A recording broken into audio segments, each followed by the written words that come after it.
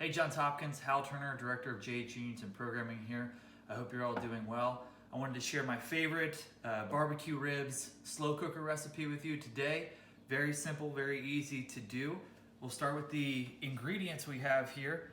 You're gonna need 2 tablespoons of paprika, 2 tablespoons of brown sugar, 1 tablespoon of salt, and about a half, 3/4 tablespoons of pepper. Depending on the amount of spice you want, you can use more. I tend to use a little bit more. And so we're gonna combine those together.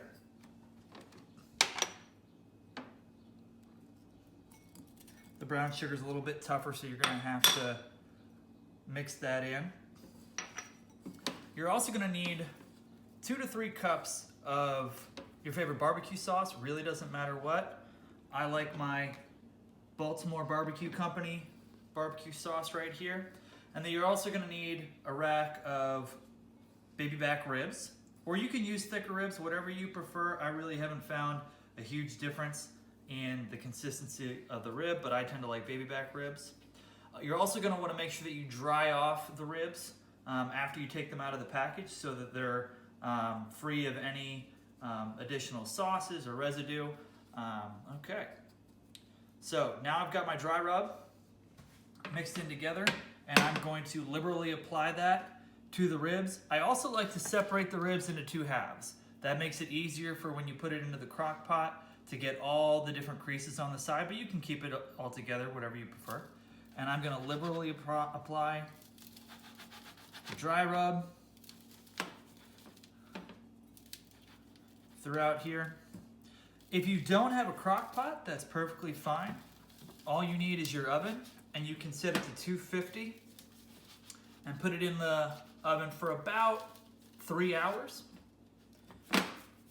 Take it out, and then what I would do is I would put another little bit of layer of barbecue sauce on it and then broil it just for a minute or 2 until you see the crispiness on the top. We'll show that a little bit later.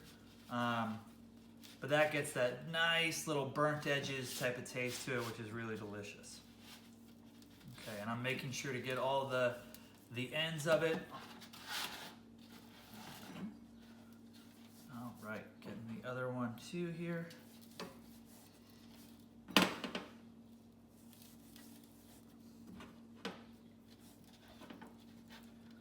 just dump it all in here just for speed's sake.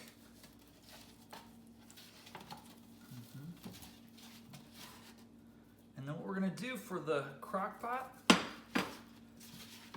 is we're gonna put it in there on low for about 5 hours. You can leave it in there a little bit more, and periodically you're gonna wanna go in there and add a little bit more of the sauce on top of the ribs. I'll show that to you a little bit later. Okay, so we've got our ribs ready to go. I'm gonna go ahead and put the barbecue sauce on now rather than when it's in the crock pot. And again, we're just gonna liberally apply the barbecue sauce onto these ribs. Okay, so I have applied the barbecue sauce. We have the dry rub, and I've pretty generously applied that barbecue sauce. You want to save a little bit for later because we're going to put another layer on at the very end before we broil. So I'm just going to go ahead and put it in on the edges here, which is what I like to do. I tend to go the heavier meat on the bottom. That way it sticks a little bit better. I do the opposite ends. There we go. Excellent. Okay. Then I'm going to set it to low, and you're going to leave it in there for about 5 hours. Okay.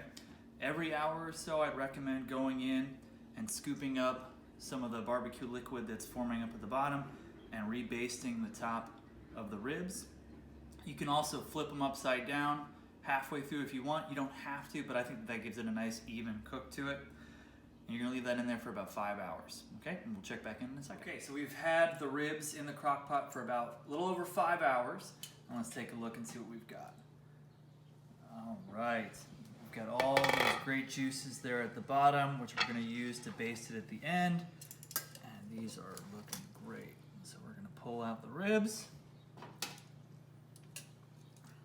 Yeah, look at that, there we go. And you'll notice a good amount of the barbecue sauce is kind of drained into the bottom. You can use that and reduce it to make another barbecue sauce later, but what I like to do before I do the final touch and put it into the broiler is I'm gonna do a little bit of honey. Not too much, just a couple drizzles on each side.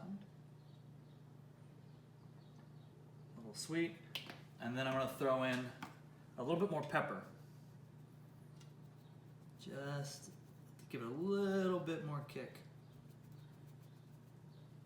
And then lastly, we take that barbecue sauce, the Baltimore Company barbecue sauce that we used before, and we do another layer. And that's gonna create a really nice caramelized layer for the broiler. Okay? And again, when we broil, only need about 1 or 2 minutes. As you'll see it start to bubble on the top. Once that's happened, you'll see a little bit of darkness as well. That's when you know it's starting to burn a little bit, so that's when you can take it out. Okay, let's see how it looks. I've had them in here literally just about 2 minutes. There we go. Yeah. Got a little bit of the caramelization on the top, and these guys are ready to go. And they come apart super easy. Look at that. Fall off the bone. Barbecue ribs. These go great with some green beans, some coleslaw. Your choice. There you go. Perfect little meal. All right. Hal Turner, JHU Programming. Thanks again for watching.